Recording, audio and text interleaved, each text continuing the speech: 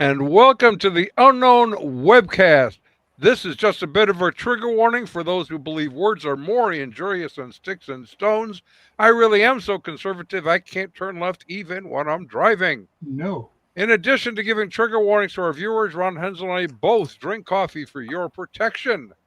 This week, Carl Teichrib and Bill Honsberger join us as we discuss Paganicon and the age of re-enchantment. My name is Don Vino, president of Midwest Christian Outreach Inc. in Wonder Lake, Illinois, which produces the Unknown Webcast. And our senior researcher is still Still? Ron Hensel. And here's Ronnie Yes. Baby. How are the contract negotiations going, Don? They're not going well. I don't show up for them, so Yeah, but they will double your salary this year. Oh, okay. Well, I might even stay. Greetings from sunny Florida, where the palm tree came out, saw its shadow, and now we have 12 more months of summer.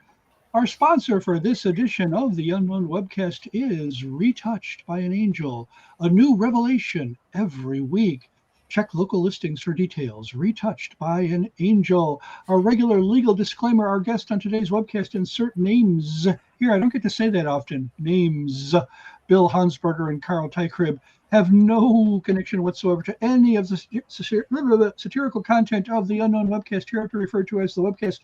Although we probably will not mention it again, this satirical content includes any and all commercials, end credits, puns, smart remarks, or anything else that might fall under the definition of satire.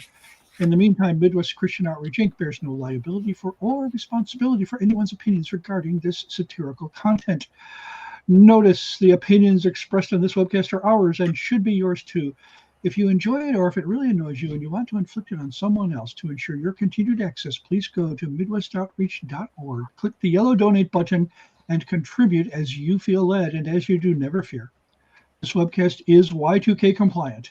And don't forget to subscribe to us on your favorite video channels. And now our very special guests, Bill Honsberger and Carl Teichrib. Keep it coming. I think the fake applause is appropriate. Just like what the Beatles got back in the day, right, Bill?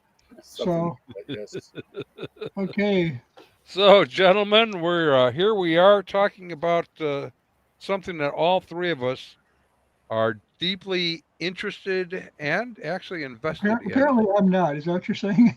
I'm sorry. Well, apparently, I'm totally oblivious to this. Well, you are interested, I believe, but you haven't joined us for the fun as of yet. I feel so left out. Thank you. In some of our outings, You don't have to be. You don't have to be left out. You just gotta show up when we go. That's funny up, dude.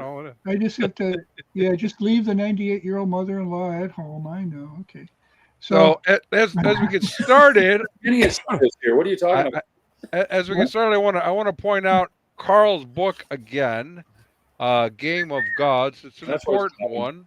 It's a tome. It is not a short read. You don't do it on a Saturday afternoon, but it is a really important one. And we did a 16-week or so discussion of it on our YouTube channel, so you can certainly go check that out there and get the book. It's a really important one because we are in the age of re-enchantment. Now, this is something kind of we've been writing about for a long time. Carl's been researching and then put it to book form. And as part of that, we went on to Paganicon again this year. And there's our Paganicon schedule. So you can kind of see what that looks like. March 20 through 22 of 2025. And the three of us, Ron and not Ron. Ron wasn't there. Only in spirit, I think Ron was there. But Carl and Bill. There's a lot of spirits there. I was doing some spiritual projection. I was like, what do they call it? See, they would go for astral projection there. That's true. And I think I don't even think they charge you a cover charge for astral projection attendance. Probably not. We have a couple of things. There are 3 photos that I'm going to show, but they are not from Paganicon. And the reason they're not from Paganicon is they don't allow photography while you're there. So I reached back into our archives a bit, and Bill will remember this one. This is the Right Honorable Lady Olivia from Ireland. and she founded the Fellowship of Isis. Met her in 1993 at the Parliament of the World's Religions. And several Wiccan groups were there in 93, and it sort of was a coming out, I think, event for them, where they were going to gain credibility as being another one of the world religions. Yeah, they were coming out of the broom closet, is their language. Yeah. Well, in fact, we have an article that was done in Cortez, Colorado. Yeah. The next town over, Memphis, is about 50% Wiccan. And that was the cover article for that particular magazine, and we were there at the time, called Coming Out of the Broom Closet. So, and then we have Oberon, who's sort of the Church of All Worlds. He's a wizard and well respected in the Wiccan and wizard community, actually. A little bit colorful kind of a guy. And then we have, this is Thea Whistlebroom. She was raised in a Christian church, and for reasons I won't go into, but let's say male familiarity, which was not welcomed, was a problem. Who's the harasser on the right? Who's that guy? I'm sorry? Who's the harasser on the right? Who's harassing her on the right? Yeah. But those are the kinds of folks that we run into when we are at go back to that picture, Don. Pardon? Go back to that picture a second. Go back to that picture again? Okay. Because that's you in action right there. Yeah. It's like you are like you're zeroing in on her, on something in her worldview, and she's got this smile, and it's like she doesn't know what's about to hit her. Well, it kind of was, because I had talked to her about how she got involved, and she gave me her story, and then she made the mistake of saying, and what do you believe? And so I started off with, I want to warn you so you're not too, shocked, but I am a conservative evangelical. I'm so conservative I can't turn left even when I'm driving. And she was smiling as I said that. And then she said, as she looked at me, she said, "Can I give you a hug?" and I thought it was unusual at first, and then I realized she thought I was saying I am being rejected. And so she was going to assure me that she is not going to participate in that kind of rejection. Okay. We had a great conversation. We talked about a half an hour. All right. So we meet quite a collection of folks there of varying degrees: Wiccans, Satanists, Druids, at Paganicon. Don't forget the Reformed Druids. Yes, the Reformed Druids of North America. Tell us, Bill, about the Reformed Druids of North America. They don't like the other Druids. What can I tell you? It's about as deep as it got. We asked him a couple of years ago, you and I both, Don, trying to get something coherent out of their explanation for why they are distinct from other Druid groups. And usually it's just personalities, and some people can't get along. And, along that same line, the Satanists being there at the witchcraft thing threw me a couple of years ago. What the heck are Satanists doing here? Because in all my life in ministry, Satanists and witches do not want to be around each other, can't stand each other, won't allow each other in any events, and all of a sudden the Satanists are there. And Sounds then like religious bigotry. Yeah. Well, this year, the Satanic Temple people who have been there the last few years, and also at the atheist conventions, had their own split. They're like Baptists; they can't get along either. The Satanic Temple is split in roughly 60% of them have left, and it's just people are people. So Reformed Druids is just another version of the same stuff that was everywhere else.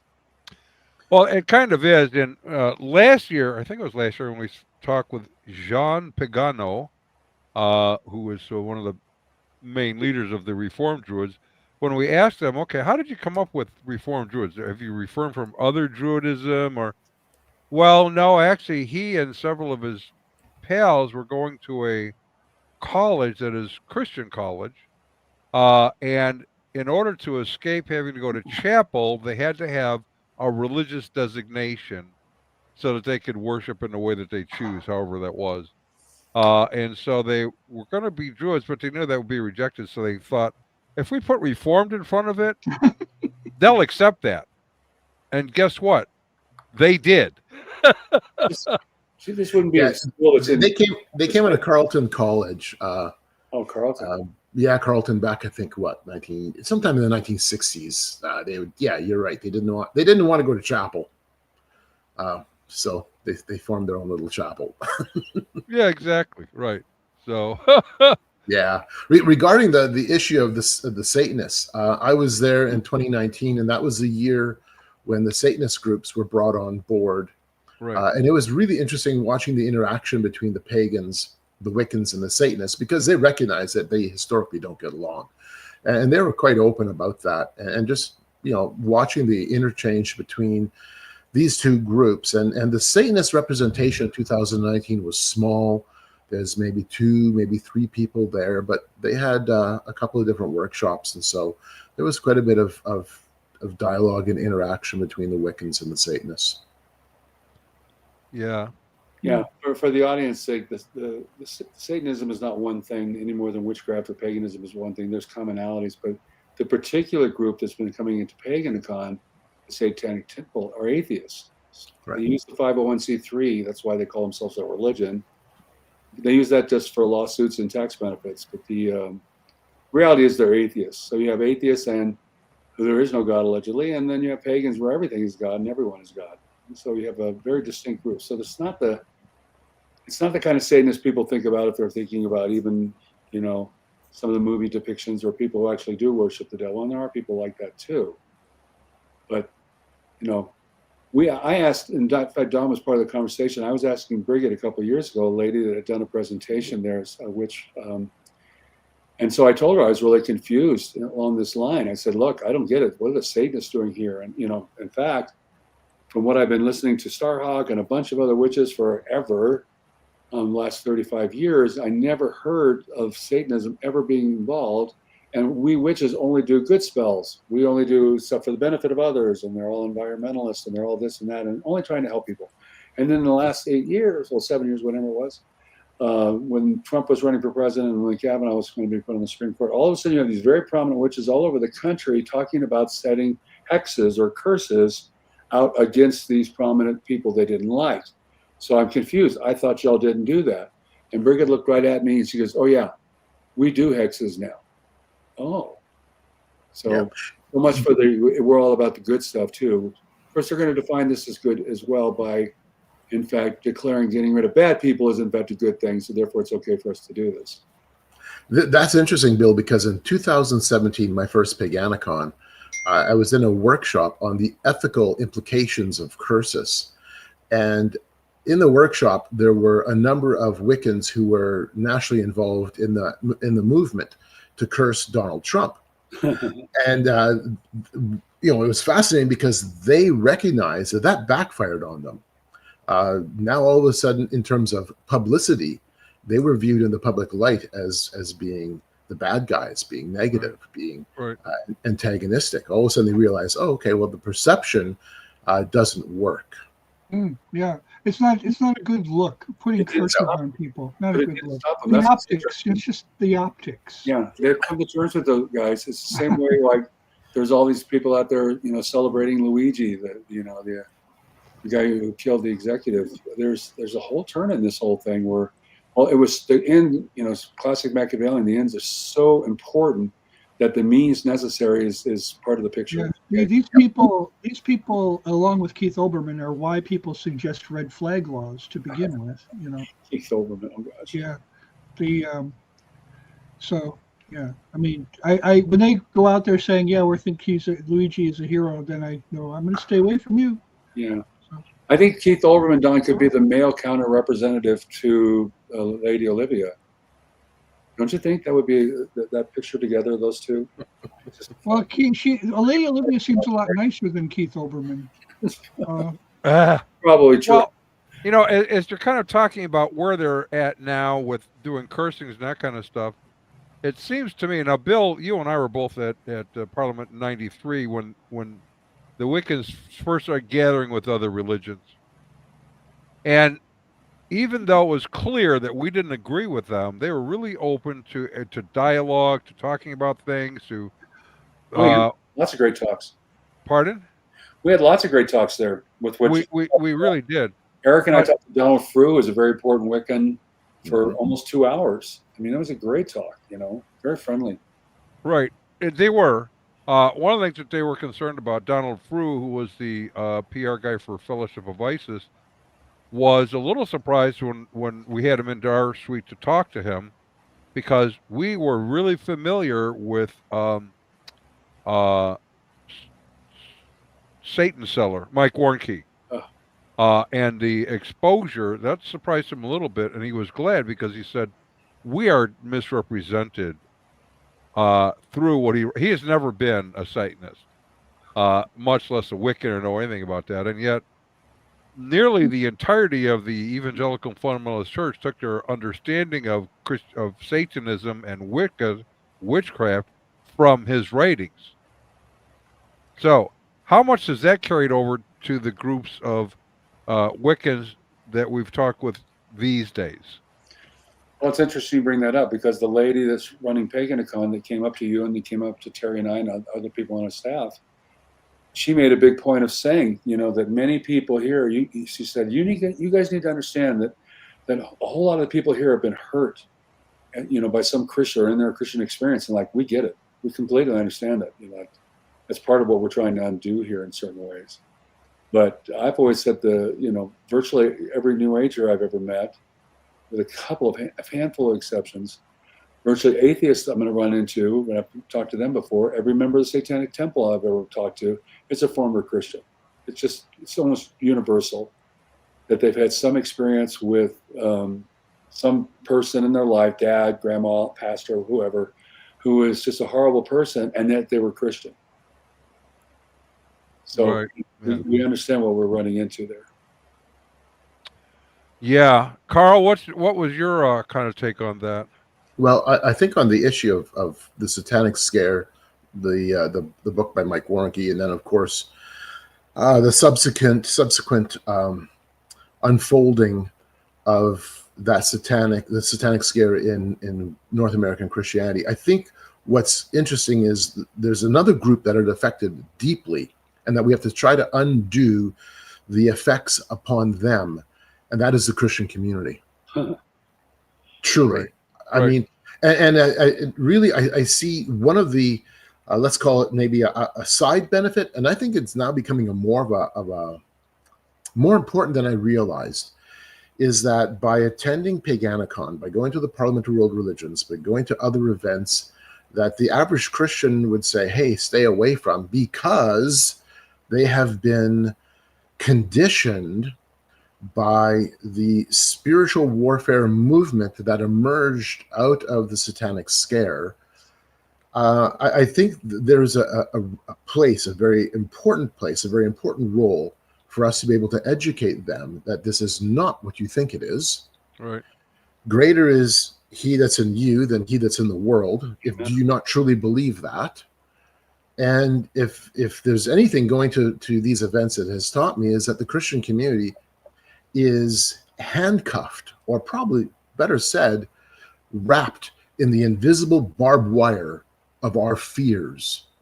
And the fears have been caused not because we have a super strong knowledge of Scripture, and Scripture says, hey, be very, very afraid.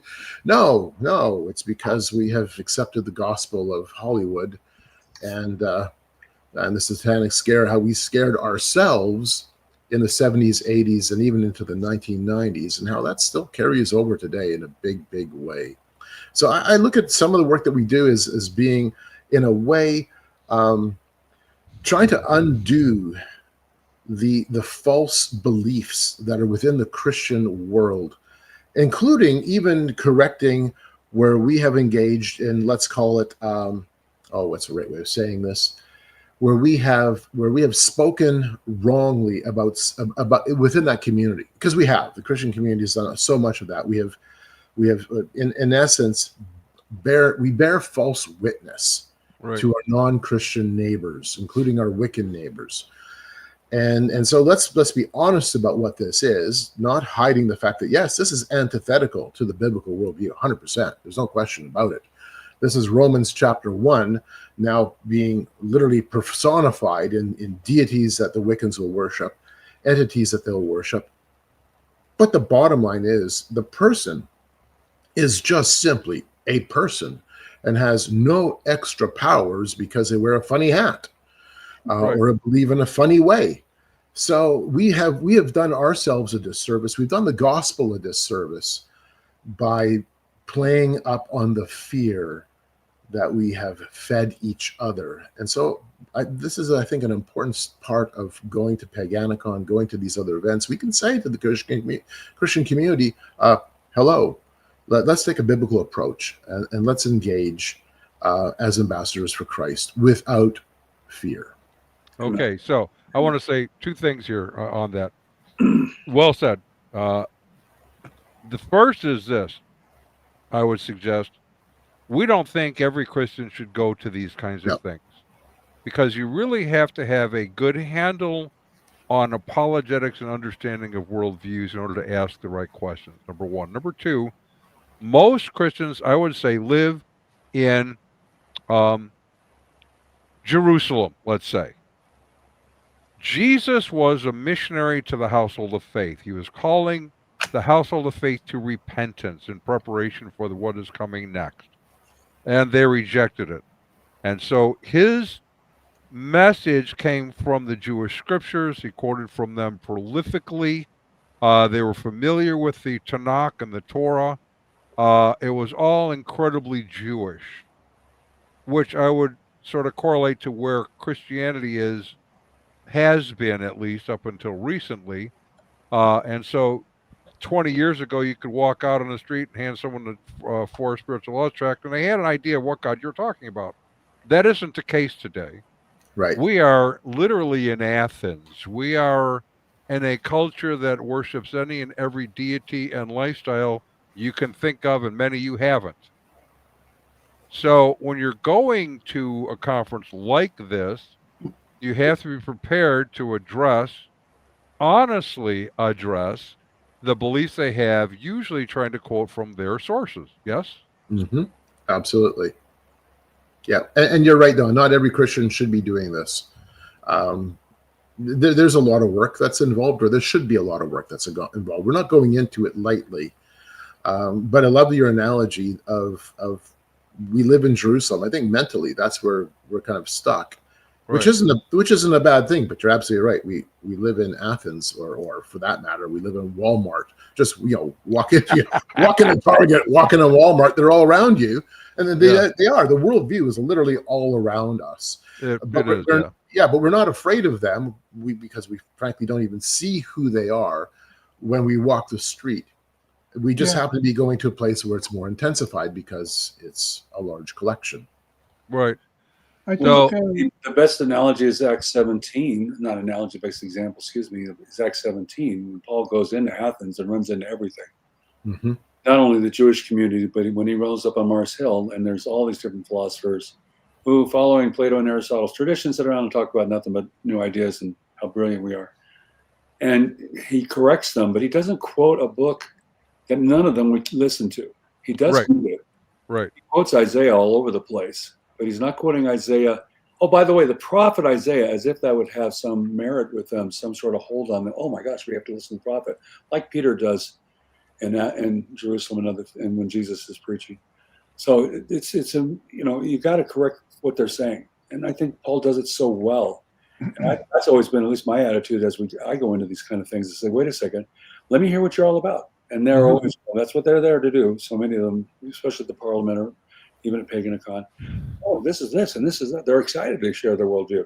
And I'll say, can I ask a question? Well, you've just listened to them for 15, 20 minutes. Or they've given you their whole spiel. And they're usually, oh, of course, until you ask the wrong question. And then it's on. Right. Our goal is not to berate these people. They're people made in the image of God who need the gospel. Yeah. And, you don't get that by belittling them. You don't get that by calling them names or yelling at them, as we were accused of doing at Paganicon this year, which is a lie. We don't do that. You're engaged with. Well, you do have the Westboro Baptist types, and I'm thinking those are the ones they're thinking of. But I was thinking while you're talking about the church being more, the world being more like the first century than we've been since the first century.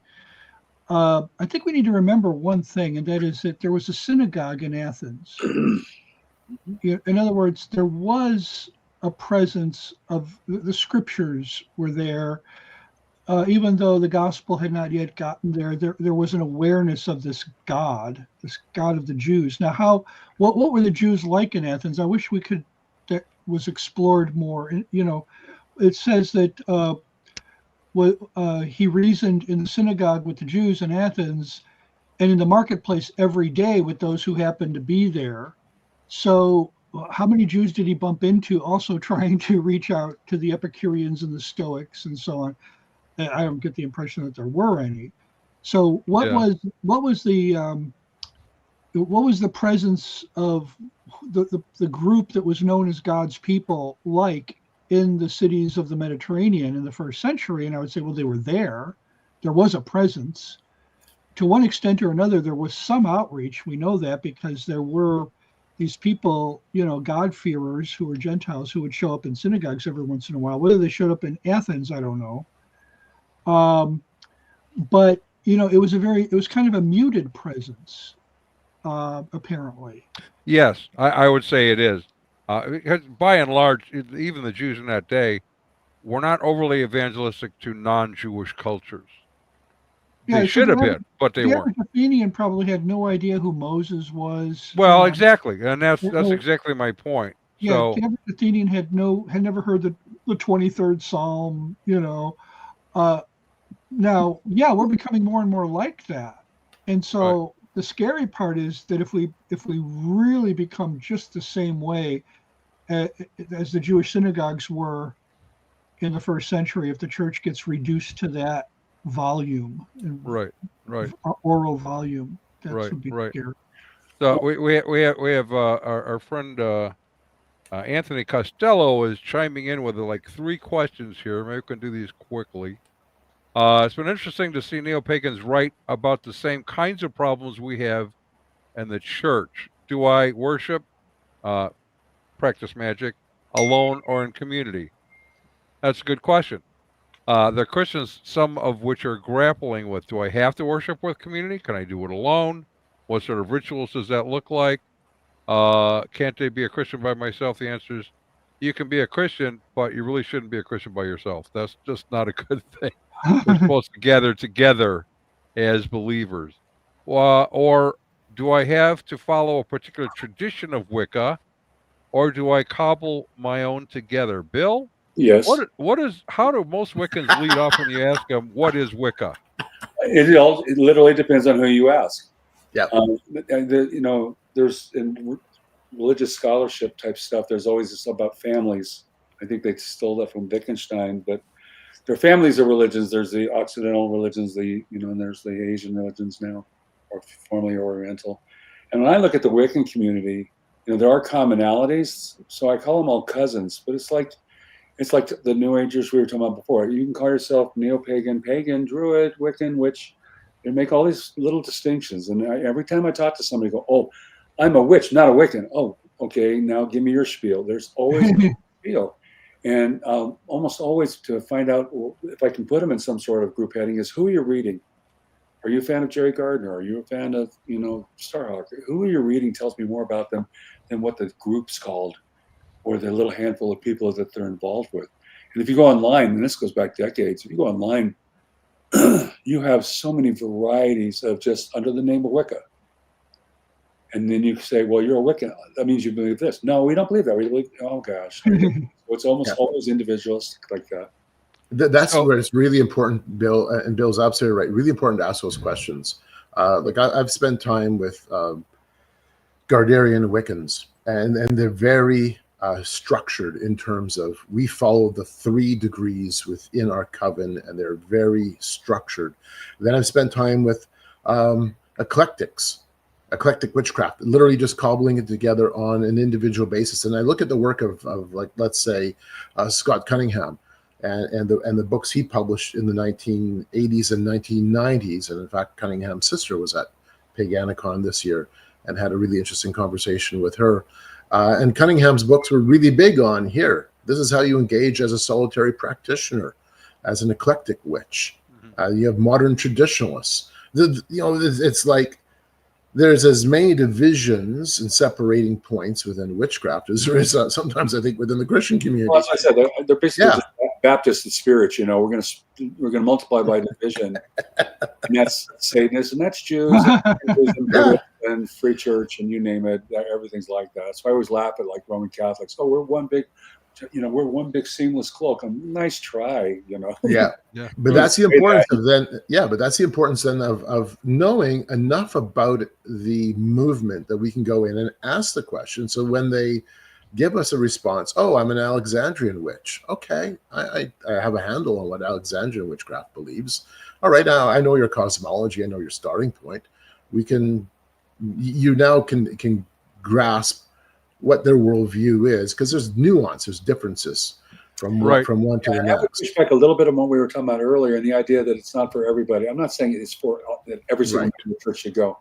No. But might be people in our audience saying, well, I should never go to these things because I have never put the legwork in. And I would say this: you learn so much by going and talking to people. Yes. Whether it's who's your fiance, or your favorite ball player's bio. I mean, whatever it is with human beings, when we learn about other human beings, we learn. And so how do I know what Gardnerian witchcraft is and the distinction between that and Alexandrian and a billion other traditions? Sometimes I just can read it, and sometimes I go out and find a guy and talk to him or her and find out what the heck it is they really believe. Right. And so it's not just textbook knowledge. I had two people on our staff, currently on our staff, that were amazingly brilliant people, and they had read everything in sight, but they'd never, ever, in both cases, had actually talked to anybody that believed in these beliefs that they're running into, whether it's Hindu, Buddhist, or Muslim, or whatever. And I said, you really should engage with people. You'll be amazed. Sometimes there's the difference between what a book says and what these people actually think and practice. Mm-hmm. So I want to do two quick things, and then we want to hear from our sponsor. Anthony asked this question, and I think it's kind of goes with what we've already been talking about. Do I need to study the history of magic, or is it more about my immediate experience? So typically, Bill and I, what we run into, and I think Carl as well, if you ask somebody what is Wicca, they generally start out with, Wicca for me is. And then they tell you whatever it is that they believe about Wicca, because there's no universal, here's what Wicca is. That's one. You remember Phyllis Scrawled on this point, Don? She goes, Yep. Wicca for me is this, but Right. I can't speak for anybody else. And every person in that room said the exact same thing. Wicca for me is that, but I Right. can't speak for anybody else. This went on for like a half hour. Right, exactly right. So do you have to study the history of magic? No, but you can.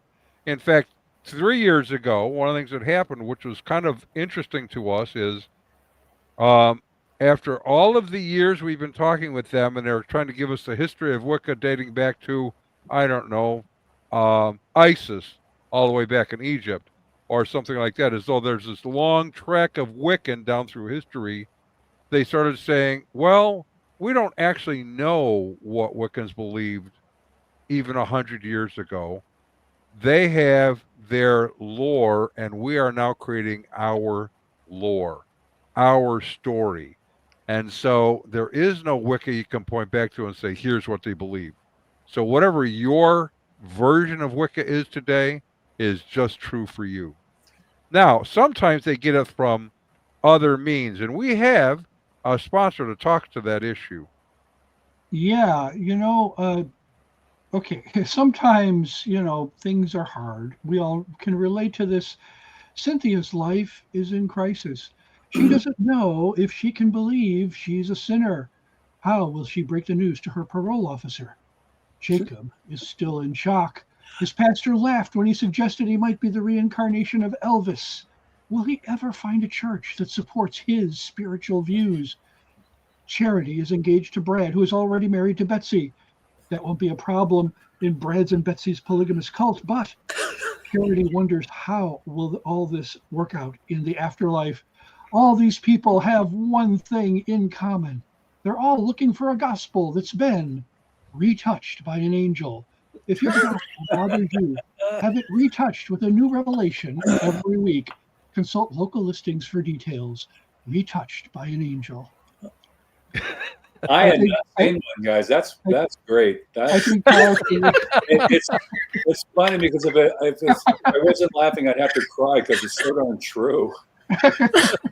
And some of those people sitting in church, I just mentioned anything, wondering what the heck, this is the best reaction we've ever gotten to that commercial. That is brilliant.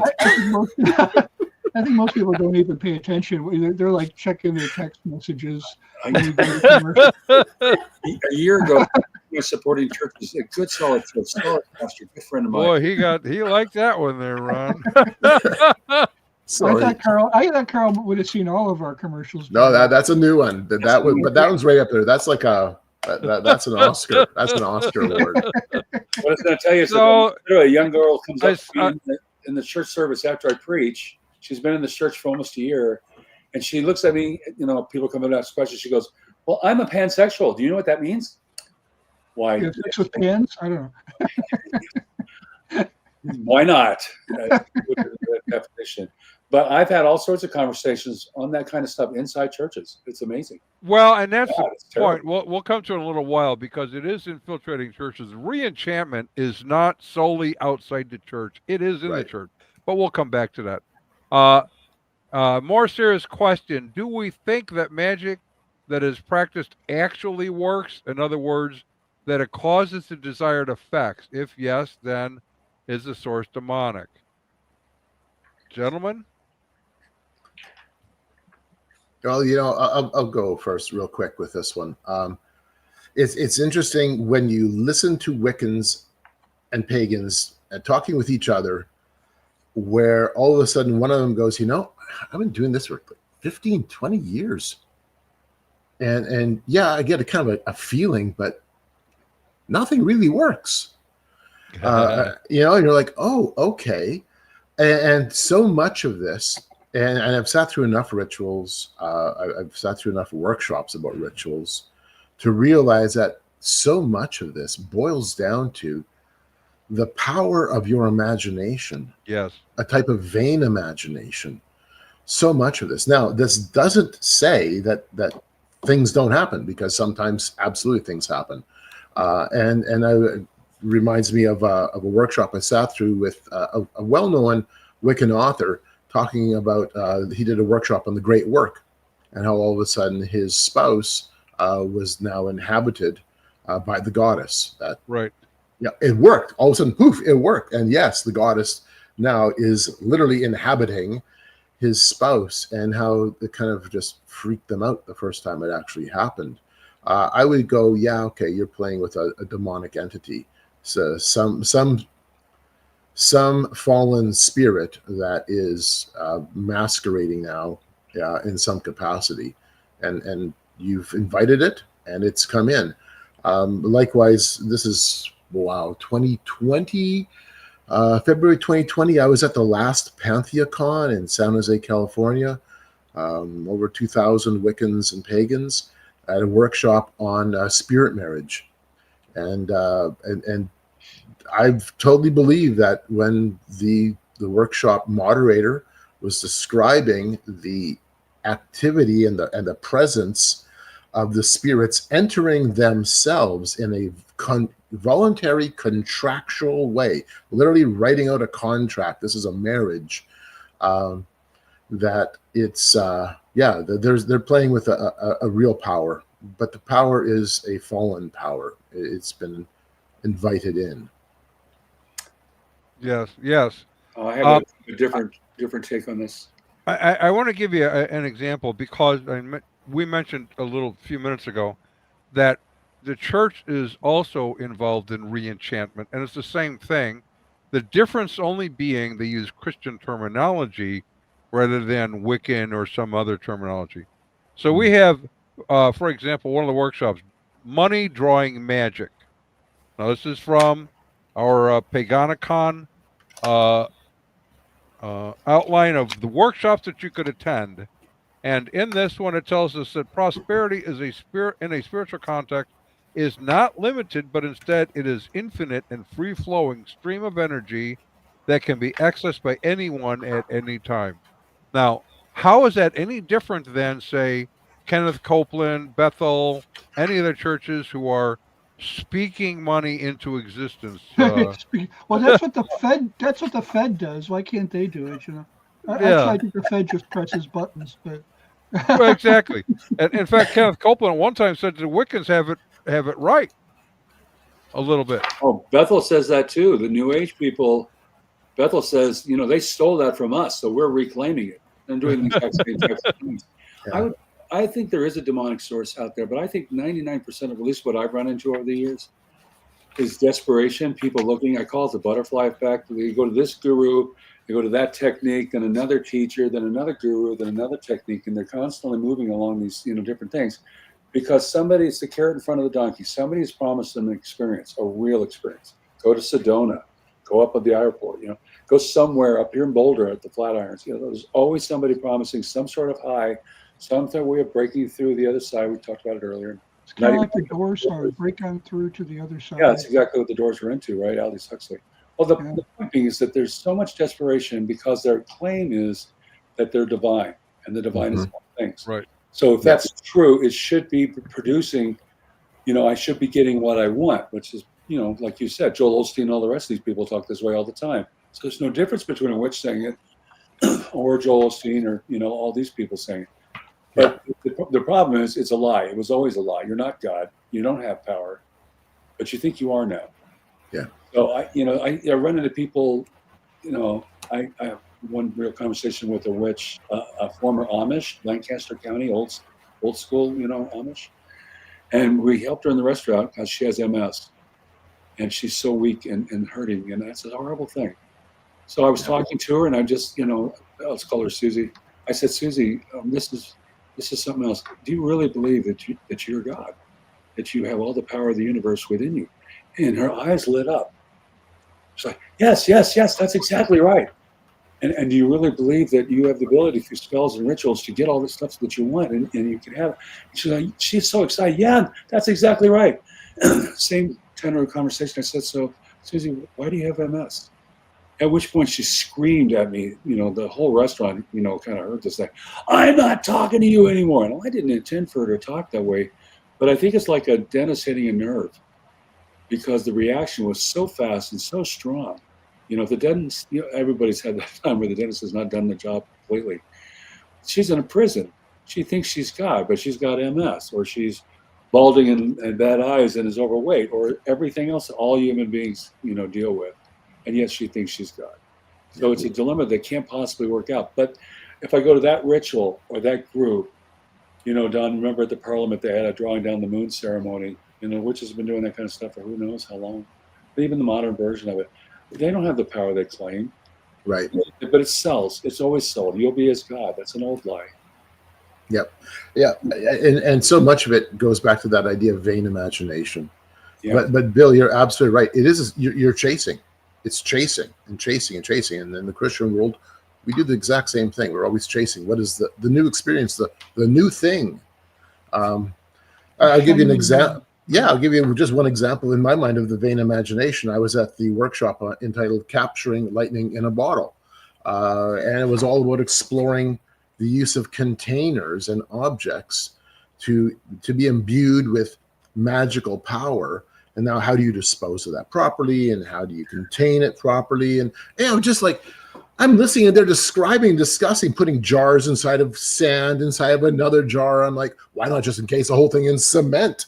Like, it just gets ridiculous, in its own way. And, I sat through the whole thing going, wow, I just literally heard a form of vain imagination for the last hour as you're describing in great detail. And everybody was just, to your point, Bill, of buying something, they just sucked it all up. They were reading the book. They were buying the book. They were buying the formula.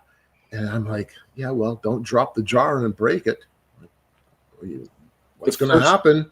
The first witch I ever talked to about that same thing said that you do a circle ceremony. And if you stand inside the circle, you want, the goddess by a zillion names. You want the goddess inside you. And if you don't want the goddess inside, you stand outside the circle. It's a chalk circle. And I just, my first thought, and again, I'm rude and satirical to the hilt, but I'm like, oh yeah, I'm sure the demon's like sitting there going, oh, darn it, I was going to nail him, but that chalk line, man, I don't know what to do now. I was just like, this is so foolish. It's like Isaiah says, no one stops to think. You're just a Right. meanie. I am a meanie. I'm been well known as a Nazi, hater, racist. So there we go.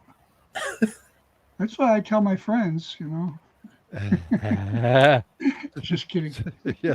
So, okay, just a slight switch here. When we go to these kind of events,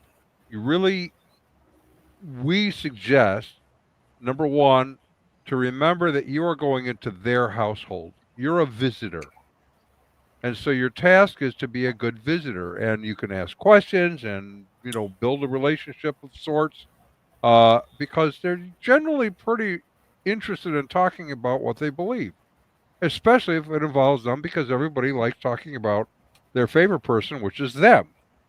And so if you are in that sort of a gathering, recognizing it isn't your church or your home, it's their place that you are visiting in, that kind of determines how you behave.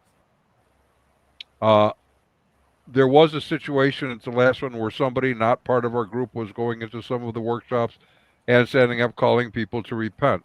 Don, Well, do you think that happened? Pardon? You think that happened? I do. Do you know who was doing this? I do not. All I know is I talk with leadership, because that was one of the reasons they called me to the principal's office. I know. That's why I'm wondering. When I asked her who was the complaint from, it came from the satanic group. And I said, Okay. was it Mo? And her face went down. Like she wasn't going to say his name. And I said, look, if it's Mo, I'll talk to him. We don't do this. I'm more Right. talked to Mo before. He doesn't like me. Fine. I don't know of anybody doing that. I never heard from anybody that heard was in a seminar where some Christian got up and did something like that. So I'm dubious on the complaint.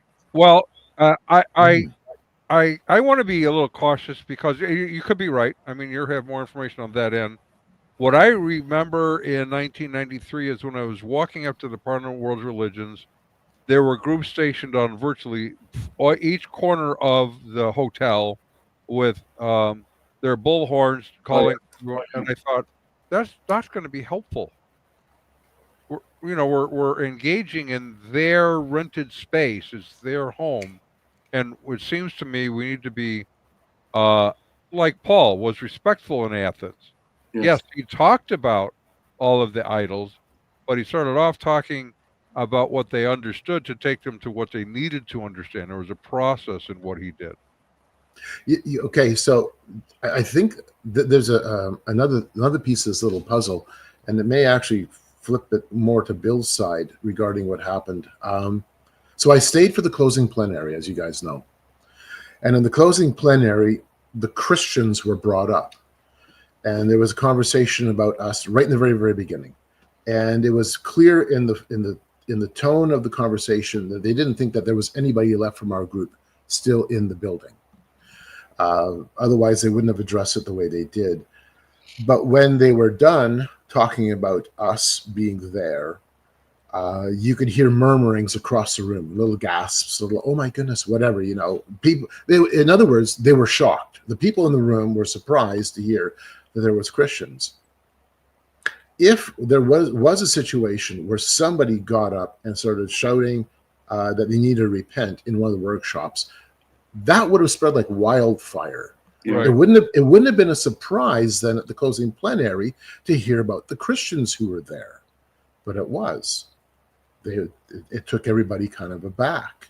Now, the closing plenary probably only had maybe 100, 150 people there at the most or so, but still, you think then that news would have really gone through the event. I don't know, just a thought as you guys were discussing this. It's possible, but what you just described is something that I think is something else we need to kind of discuss. Is a number of them that are there came from Christian churches, and they are running to something else, and they don't want Christianity anywhere near them. So is that why they were reacting that way? Oh, we thought we got away from that. Yeah, I'm not sure. I'd have to go back into my notes and examine that again. But yeah, it was just interesting that during the plenary, the Christian problem was the first thing that came up. Right. Yeah, and it was placed in the context of the political change of Trump and Trumpism, and how now the Christians probably feel more emboldened. They were here; they've been here other years, but now they feel like they have more license and more emboldened. We didn't do anything different than other years, like literally nothing different. But right. We didn't. But several that I spoke with, we might call them deconstructors, had come from kind of Gothard-esque kinds of groups into Wicca. So they were running away from, in fact, one of them I was speaking with, I asked them to describe the God that you are rejecting.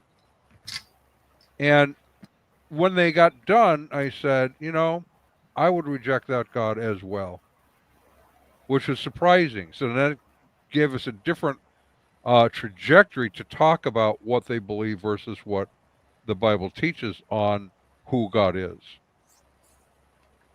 So that's why I suggested that those who might want to engage in something like this need to spend some time in some apologetic understandings and training, and perhaps go with somebody else who's gone to something like this before, to a New Age fair or something. Call Bill. He's always looking for interns anyway. Victims.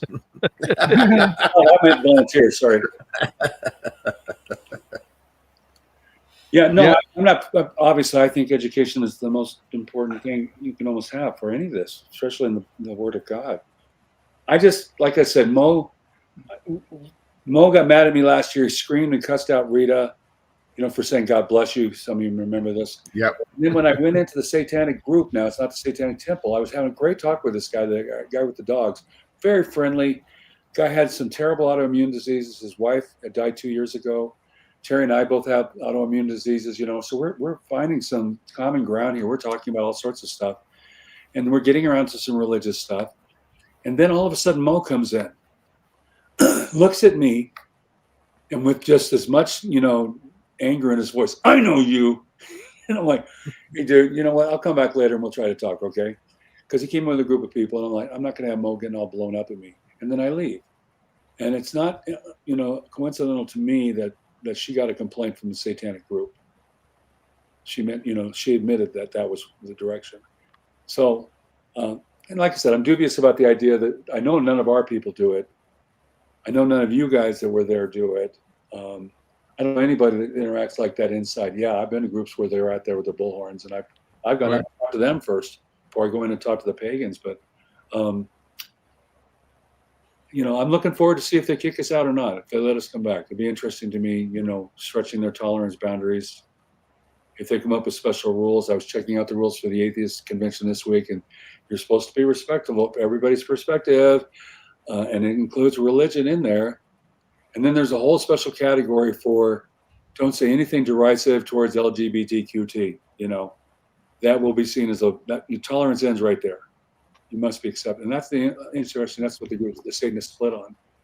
From talking. Well, I have a question for you two, because this is before my time of going there. It seems to me there was a pastor who since has fallen into disrepute, who was doing workshops there. Is that true? Yeah, he did. I think. Well, I know. Okay, because of the COVID years, I think 2020 Bruce was supposed to be doing a workshop in 2020. And then I don't know if it happened. Was it that Bruce? Well, yeah. He was in my doctoral program. Right. Whole thing on witchcraft in Minnesota. Is that right? And Bruce and Murphy knew each other very well, and I believe that they were going to do a workshop together. Of course, Murphy being the Wiccan community's probably most astute academic in that realm, with Bruce, who I give Bruce credit. He had a great understanding of the worldview and the people that he was involved with. But I don't know. Again, I don't know if the workshop actually happened or not, because I know it was scheduled for 2020. I was there in 2019. Okay. Bruce and I connected in 2019. And then it may have happened in the year that I missed, because of COVID restrictions. I still couldn't come down until summer of 2023. So Don, why did you bring that one up? Repeat that. So I was asking, so why did you bring up that story about that pastor? Well, because it seems like if they were going to have him allow him to do a workshop, they were more friendly toward that idea at that time than they might have been this year. Yeah, but Bruce and Murphy had a very good personal connection, along with a few of the other well-known Wiccans in the Twin Cities region. So Bruce was already a known entity walking in when he did. So who is Murphy? Now that name's come up, Pizza Murphy. She was that is her real name, and she's well respected academic within the Wiccan community. She wrote the book entitled Paganicon, and helped make that phrase or that term a more acceptable phrase within the Wiccan community of the Twin Cities region, because there's enough pagans in the Twin Cities zone that they affectionately call themselves, or that part of the country, Paganistan. Okay. Yeah. Okay. Yeah. And she's a delightful person to hang out with. I've talked with her. I've been in her workshops. Again, from that personal perspective, because we have to always bring this back down to, we're dealing with people. Yep. You guys had I know Bill and Rita last year had bad interactions with Mo. I've had good interactions with Murphy, and I've had good interactions with others, and you guys have had good interactions with others as well. I always have to remind the people that I'm talking to, my Christian fellows, my brothers and sisters in Christ, that when we're talking with these people, they are people. And they are brothers and sisters in Adam. And as my friend Bob Worley talks about it, when we go to Burning Man together, you are brothers and sisters in Adam. We want you to be our brothers and sisters in Christ. That's the ultimate hope. Yeah. It is. This year, spent 3 hours over 2 days with a policeman named Jack, who's a cop at the University of Kansas in Lawrence. And he's in about every pagan group you can think of. And he says, well, I guess I'm kind of a truth seeker. And I said, that's a great thing. Let me introduce some other ideas. Anyways, great talks, very friendly. So at the time when Mo was complaining, all I know is what I saw and what I engaged in was some amazing conversations with people that I'm really thankful for. And I asked people, hey, pray for Jack. He says he's a truth seeker. Well, pray the Holy Spirit grabs him. You know? Yeah, I had one. She had been raised Roman Catholic, and is married to a Muslim. So now things are a little confused there. Her parents are not aware that she's a Wiccan, and we were talking about that question. It was sort of an interesting discussion.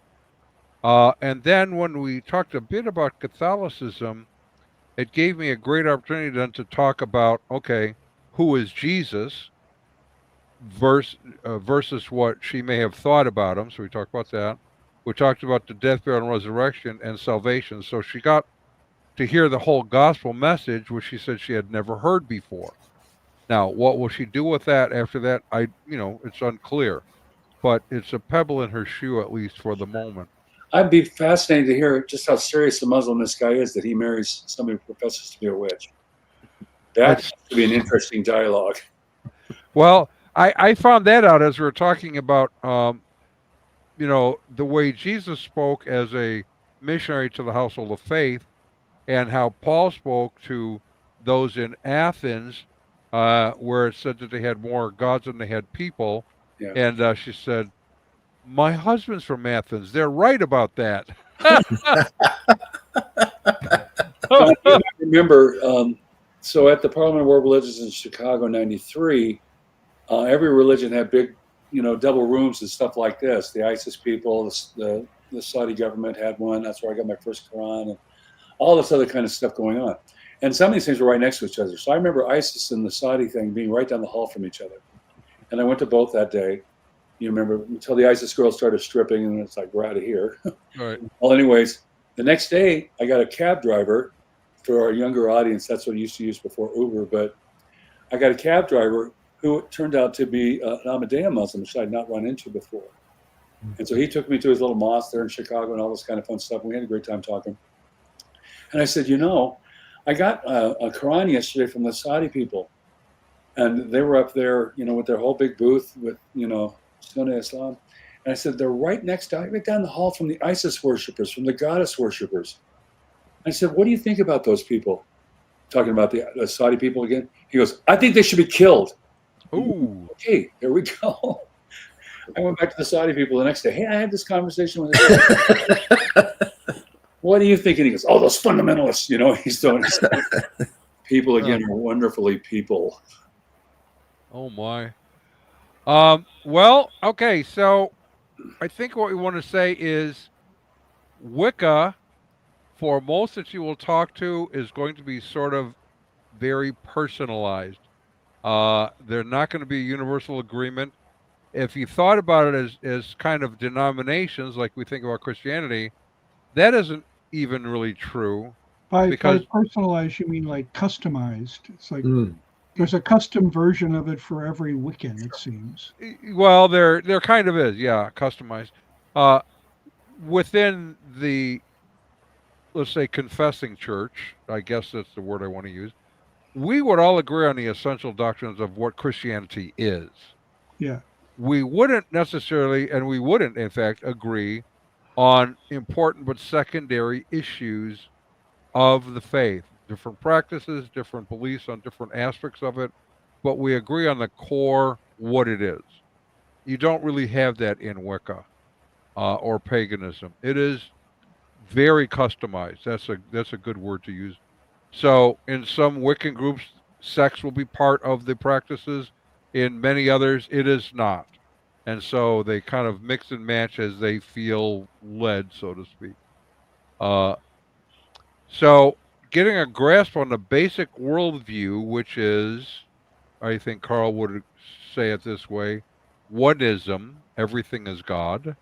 And as some variation then of that view, it gives you something to talk about and to ask questions about.